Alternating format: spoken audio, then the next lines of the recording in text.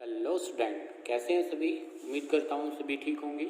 एक बार फिर से स्वागत है आप सभी का आपके अपने यूट्यूब चैनल पैशन केमिस्ट्री पर।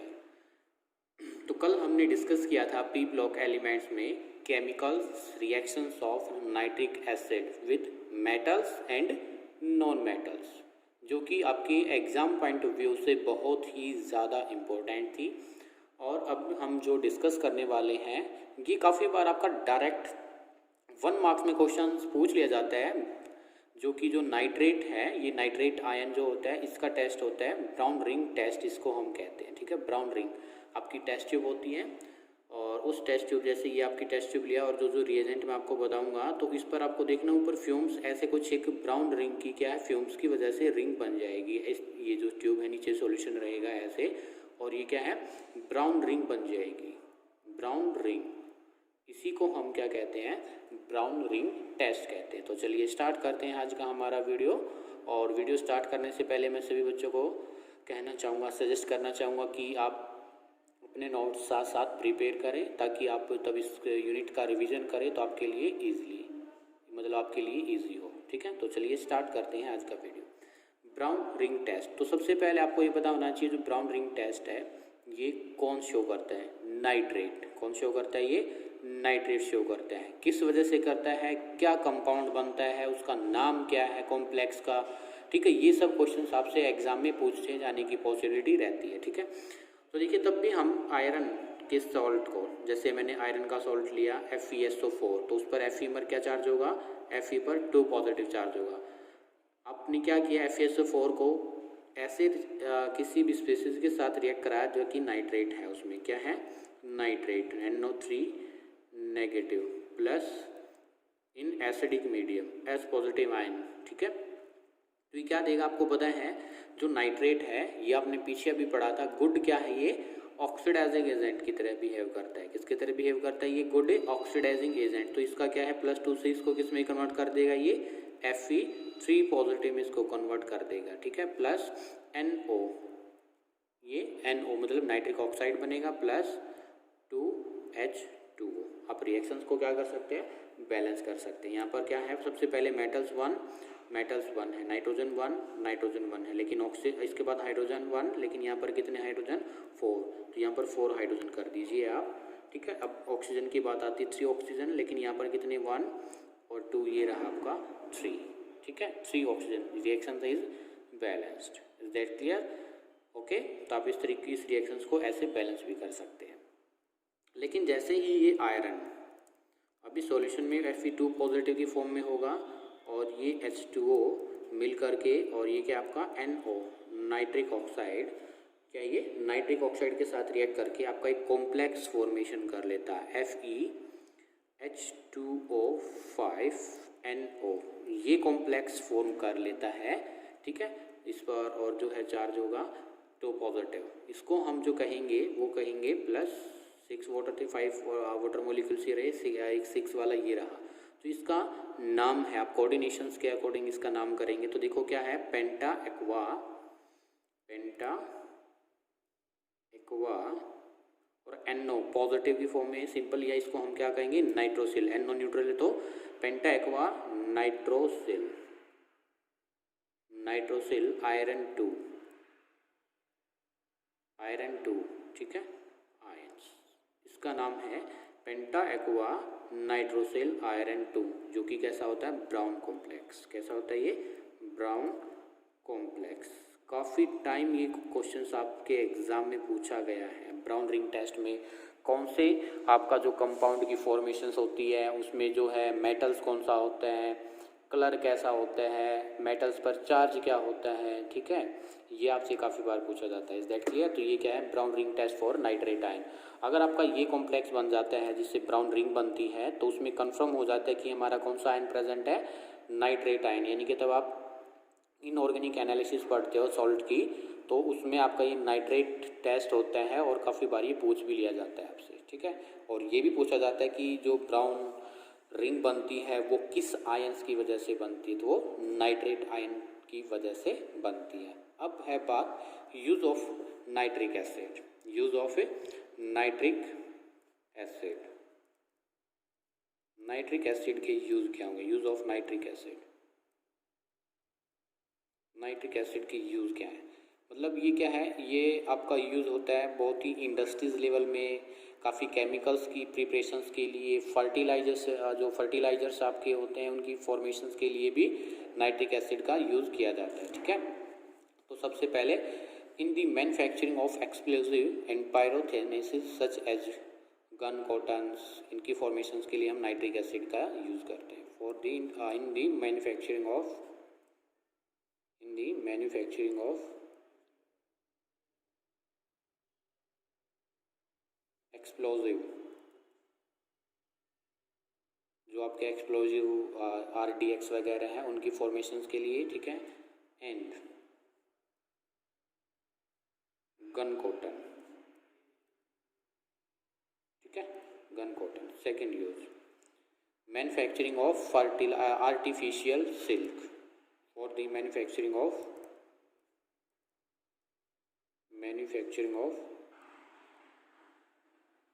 आर्टिफिशियल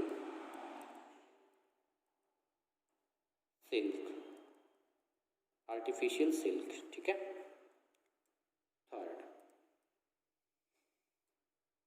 और ये क्या है, फॉर आप कह सकते हो purifications, for the purifications of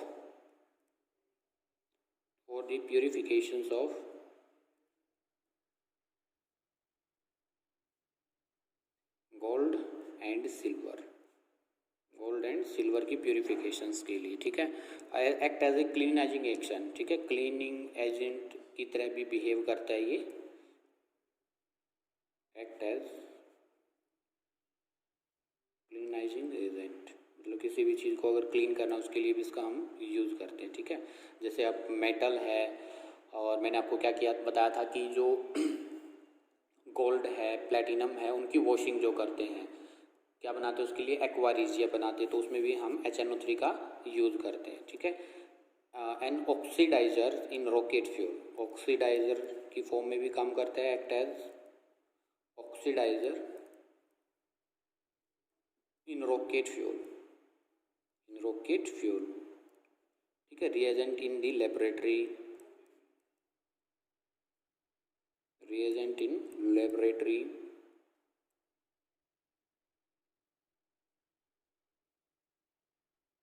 in fertiliser.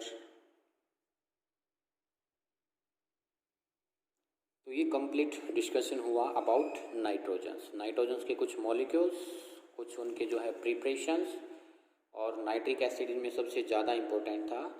Die nitrogen मैंने आपको बताया, नाइट्रिक एसिड मैंने आपको अच्छे से बताया। Is that clear? अब हम करेंगे कुछ फॉस्फोरस के बारे में, allotropes of phosphorus, allotrope of phosphorus,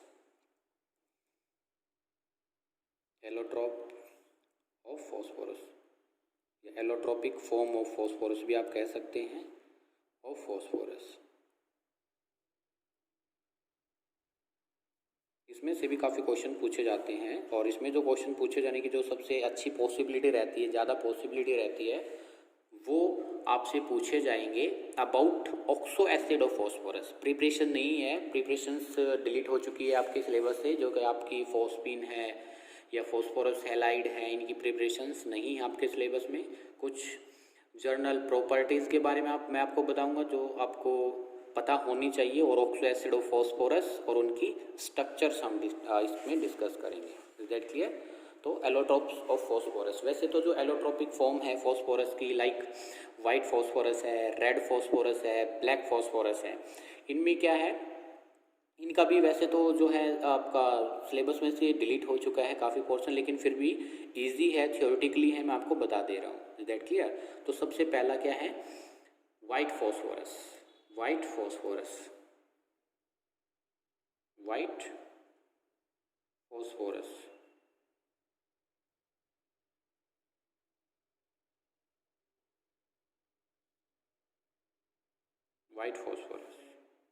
आपको पता है जो फॉस्फोरस है वो किस फॉर्म में होते हैं, P4, और इसी की एलोट्रोपिक फॉर्म अलग अलग होती हैं, और वो किस बेस पर होती हैं, allotropic form on the basis of structures and bonding के बेस पर। व्हाइट फॉस्फोरस क्या होता है, ये कहाँ से ऑब्टेंड होता है, फ्रॉम रॉक, फॉस्फेट रॉक से हमें ये ऑब्टेन्ड होता है और इसको हम हीट करते हैं coke and rent in electric fume at 1773 kelvin, ठीक है। It is obtained when phosphorus rock, it is obtained when phosphorus rock या फॉस्फेट रॉक, सॉरी फॉस्फोरस नहीं, फॉस्फेट रॉक, जो फॉस्फेट की आपकी चट्टानें होती हैं, ठीक है, is heated with coke, carbon कह सकते हैं आप, ठीक है, कोयला, ठीक है, and sand in an electrical furnace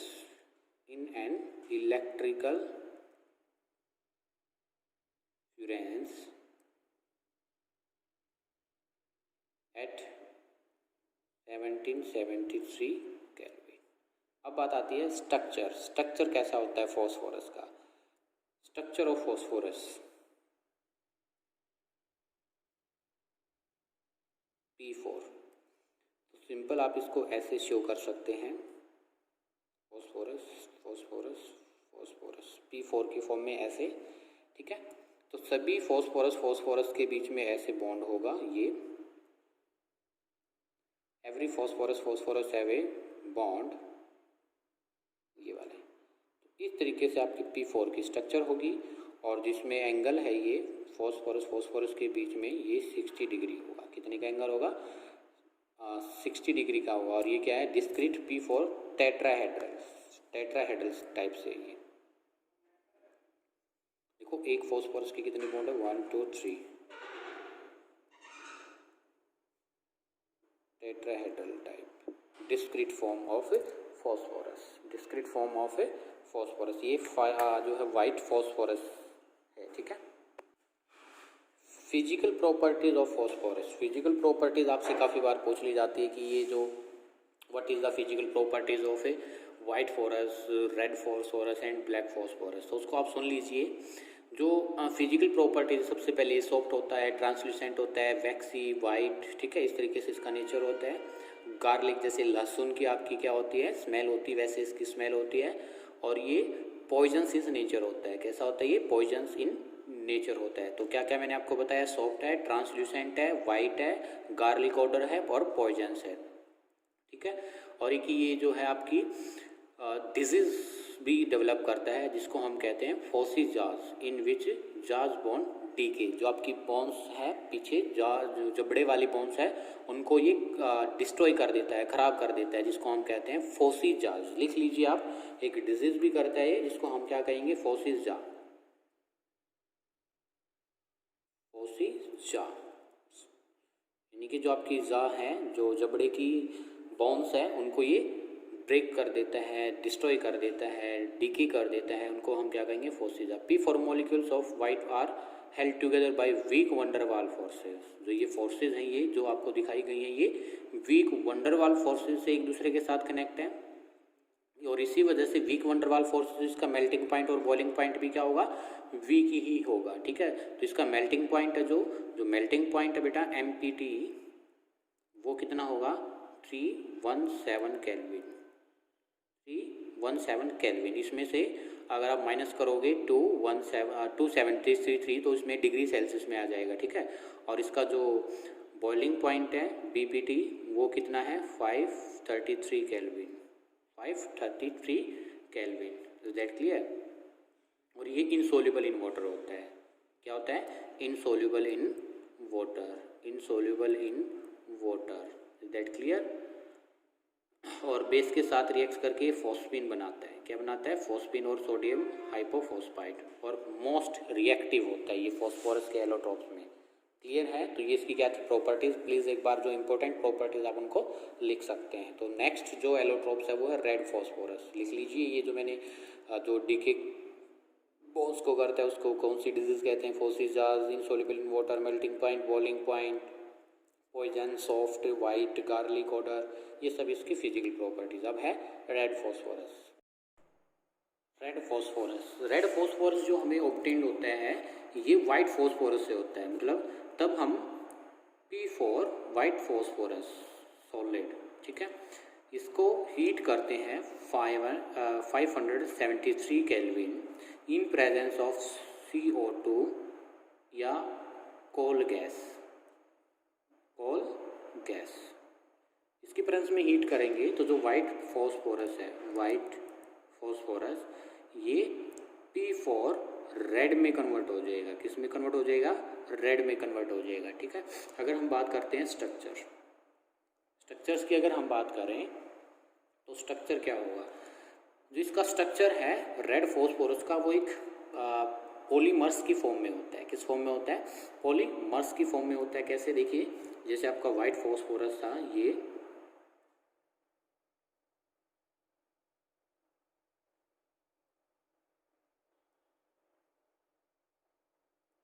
इस तरीके से, ये फिर से फर्दर इधर, ये फिर से इधर फॉस्फोरस से कनेक्ट होगा। किससे कनेक्ट होगा? फॉस्फोरस से कनेक्ट होगा। क्लियर है? और ये आगे फर्दर इस टाइप से चलता रहेगा और ये किसकी स्ट्रक्चर हो जाएगी? रेड फॉस्फोरस की, रेड फॉस्फोरस। अब इसकी प्रॉपर्टीज़ की बात कर लेते हैं। प्रॉपर्टीज़ क्या? ये हार्ड होता है। वाइट कैसा था? वाइट फॉस्फोरस सॉफ्ट था, लेकिन ये हार्ड क्रिस्टलाइन सॉलिड फॉस्फोरस है, ठीक है। और ये जो है विद ग्रे लक्चर्स, जो ये लक्चर्स देता है, ये वाइट वाला था, ये ग्रे लक्चर होती है, जो कि आपकी रेडिश कलर का दिखाई देगा। ये नॉन पॉइजनस नेचर होता है। कैसा होता है ये? नॉन पॉइजनस नेचर, ठीक है। हार्ड होता है, hard in nature, non poisonous. ये इनसोल्युबल इन वाटर, ठीक है। और आपका क्या है? ये ऑर्गेनिक सोलवेंट जो होते हैं, सोल्यूबल इन ऑर्गेनिक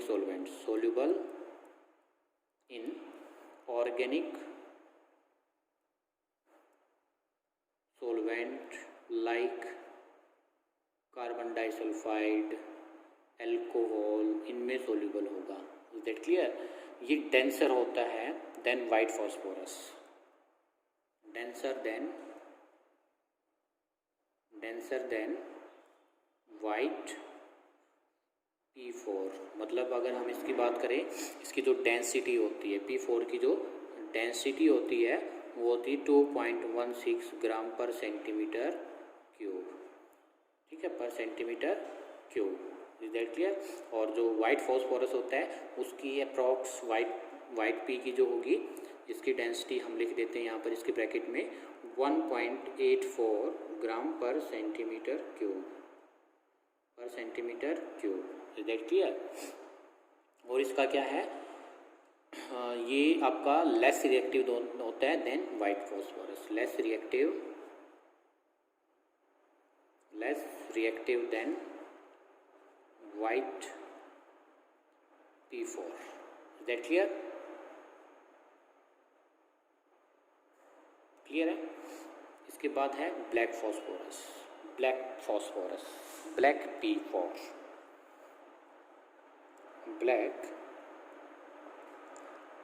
P4, जो ब्लैक P4 है, इसकी दो टाइप्स होती हैं। ये 2 टाइप्स का होता है। एक तो अल्फा ब्लैक फॉस्फोरस और एक सेकंड है beta black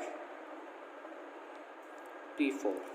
alpha black P4 and beta black P4। और जो अल्फा ब्लैक P4 है, ये रेड फॉस्फोरस से बनता है। कब? तब हम इसको हीट करते हैं एट 803 केल्विन।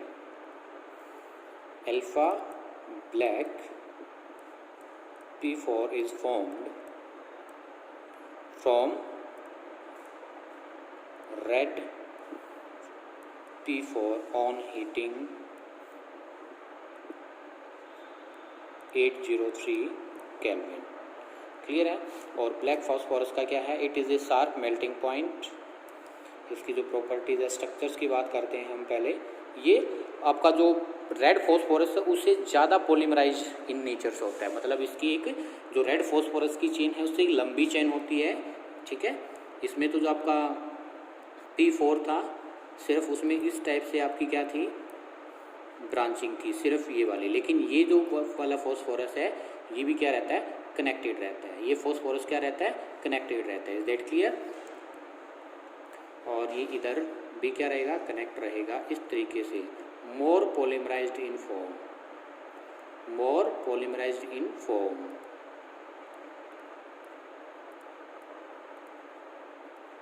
इस तरीके से। तो फॉस्फोरस देखो कितने बॉन्ड बना रहे हैं यहाँ पर, 1 2 3, 1 2 3। क्लियर है? लेकिन इधर फॉस्फोरस ने कितने बॉन्ड बनाए, 1 2 3। ओके, इसने 1 2 3 4, 4 बॉन्ड तो बना ही नहीं सकता, मतलब आपका ये बॉन्ड नहीं आएगा, ये बॉन्ड नहीं आएगा। इसको करेक्ट कर लेना, ठीक है। Only 3 bond is will be found. ये आपका जो है शार्प मेल्टिंग पॉइंट रखता है, शार्प मेल्टिंग पॉइंट। इसका जो मेल्टिंग पॉइंट है कैसा है, शार्प है। हाईली पॉलीमराइज्ड फॉर्म, हाईली पॉलीमराइज्ड फॉर्म, ठीक है। Good conductor of electricity, good conductor of, good conductor of electricity. Clear है? मोस्ट स्टेबल एलोट्रॉप्स फॉर्म, सबसे ज़्यादा स्टेबल आपसे पूछा जा सकता है, which is the most stable form of allotropes form of phosphorus. तो सबसे ज़्यादा स्टेबल जो फॉर्म होती है वो ब्लैक फॉस्फोरस होती है। Most stable allotrope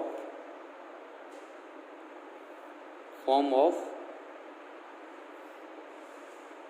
phosphorus, P4। अगर आपसे स्टेबिलिटी काफ़ी बार पूछी जाती है, और ये क्या है, does not burn in air, ठीक है, एट 673 केल्विन। सबसे ज़्यादा स्टेबल कौन सा है, P4 black, B for black, इसके बाद P4 red and P4 white. ये स्टेबिलिटी ऑर्डर है, काफ़ी एग्जाम में आपसे पूछ लिया जाता है। That clear? ठीक है। तो ये आपका क्या था अबाउट फॉस्फोरस। नेक्स्ट है oxo acid of phosphorus, oxo acid of phosphorus, वो हम नेक्स्ट वीडियो में करेंगे। और ये नाइट्रोजन फैमिली की कल जो होगी oxo acid of phosphorus last video होगी, ठीक है। तो मिलते हैं जल्द ही कल, तब तक के लिए thank you, bye bye, see you. अगर आपको कोई भी प्रॉब्लम है तो please mention in comment box. अगर आपको वीडियो पसंद आए तो एक अच्छा सा कमेंट लीव कर सकते हैं आप, और आप मेरे चैनल पर नए हैं तो प्लीज़ चैनल को सब्सक्राइब जरूर करें। Thank you.